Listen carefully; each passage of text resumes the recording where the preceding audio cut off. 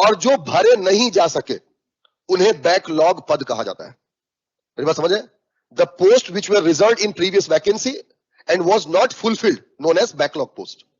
ऐसे पद जो पिछली भर्ती में आरक्षित किए गए लेकिन वो भरे नहीं जा सके उसे कहा जाता है बैकलॉग पद। एग्जांपल देखो, मान लेते हैं जैसे 2022 की पीएससी हुई हमारे यहां, ठीक, और 2022 की पीएससी में मान लेते हैं कि टोटल 200 पद आए, तो रूल ये कहता है कि 50% ही आरक्षित हो सकता है।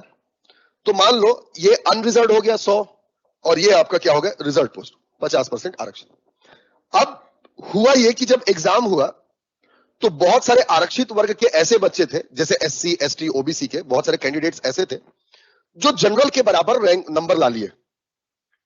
इन केस अगर नंबर्स जो है अगर इक्वल हो जाते हैं जनरल के और रिजर्व कैटेगरी के, तो वहां पर जनरल की जगह पर रिजर्व कैटेगरी को जनरल में जंप करा दिया जाएगा, मतलब वो जनरल की सीट ले लेगा फिर वहां पर। तो जैसी वो जनरल की सीट लिया वहां से जनरल का व्यक्ति बाहर हो जाएगा, वो जनरल में सीट ले लेगा, और क्योंकि वो इधर जंप किया तो उधर सीट जो है बचेगी। समझ रहे बात? मतलब अनरिजर्व सबसे पहले भरता है। अब सपोज करें कि यहां से इस तरीके से हुआ तो ये 100 के 100 तो पूरे भर गए। इसमें से मान लेते हैं कि 30 ऐसे स्टूडेंट रह गए जिन्होंने जनरल से पोस्ट ले लिया, तो 100 में से 30 क्या हो गया आपका, ये 30 ऐसे पद हैं जो आरक्षित थे लेकिन भरे नहीं। समझ बात? 30 ऐसे पद थे जो आरक्षित थे लेकिन भरे नहीं, तो ये 30 पद हो जाएंगे आपका बैकलॉग पोस्ट। समझे मेरी बात? अब बात करते हैं 2023 की पीएससी की। 2023 की पीएससी में सपोज करें फिर से एक बार 200 पद आ रहा है, तो 200 पद में से फिर वैसी होगा 100 आरक्षित होगा, वो तो नियम ही है, 100 आरक्षित होगा, और 200 में पिछले भर्ती में 30 पद बच गए थे तो बैकलॉग जुड़ गया और बच गए यहां पर 70। अब जब आप इसको जोड़ोगे तो इसमें 30 बैकलॉग पद है।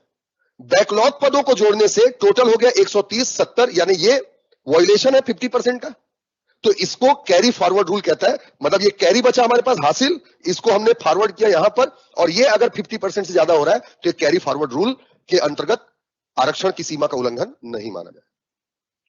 जैसे 200 पद आ रहे हैं तो 200 पद जब भी काउंट करेगा तो जो टोटल पद होगा, टोटल पोस्ट, उसका 50% रिजर्व। जैसे ही टोटल नफरी आई उसका 50% रिजर्व, और जो पिछला बचा है उसको जोड़ करके फिर बाकी को जनरल घोषित किया जाता है। नहीं समझ पाए मेरी बात? क्लियर करता हूं मैं उसको आपको। जैसे सपोज करें कि सरकार ने सब वैकेंसी मंगवाई, तो सरकार ने जो वैकेंसी मंगवाई तो पिछली वैकेंसी जो रहेगी थी वो फिर से आएगी रिपीट। अब सबको जोड़ा सरकार ने तो टोटल हो गए 200, तो जो टोटल नंबर होता है उसमें 50% तो रिजर्व हो जाएगा, यानी 100 रिजर्व हो गया।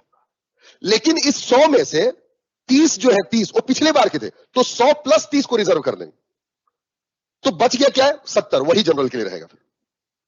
समझे मेरी बात? और ये रूल ये कहता है कि अगर कैरी को फॉरवर्ड करते हैं और 50% से लिमिट एक्सीड होता है तो ये वायलेशन नहीं है। समझ में आया? यह अनुच्छेद 16